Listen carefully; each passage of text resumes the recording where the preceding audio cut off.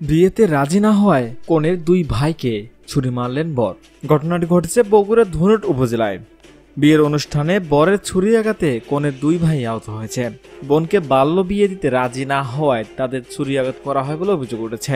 আহত দুই ভাইকে বগুড়ার শহীদ জিয়াউর রহমান মেডিকেল কলেজ হাসপাতালে ভর্তি করা হয়েছে।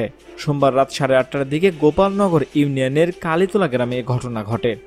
থানা পুলিশ ও স্থানীয় সূত্র থেকে জানা গেছে, উপজেলার কালীতলা গ্রামে সাইদুর রহমানের মেয়ে 6ষ্ঠ শ্রেণীর ছাত্রীকে প্রায় 2 বছর আগে বিদ্যালয়ে যাওয়ার পথে অপহরণ করেন একই এলাকা শেওলিবাড়ি গ্রামের রিয়াজ উদ্দিনের ছেলে আব্দুল মোতালেব।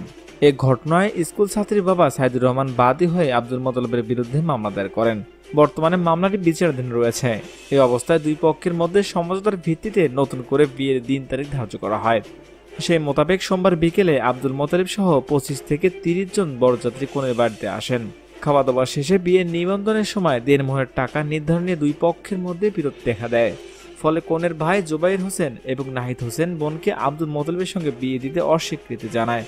এতে আব্দুল মোতালিব ও তার লোকজন ক্ষুব্ধ হয়ে জুবাইর হোসেন ও নাহিদ হোসেনকে ছুরি আঘাত করেন। এই বিষয়ে বর আব্দুল মোতালেব বলেন, প্রায় 2 বছর আগে প্রেমের সম্পর্ক ধরেও স্কুল সাথীকে বিয়ে করেছি। এই বিয়ে তারা মেনে নেয়নি, আমার বিরুদ্ধে মামলা করে।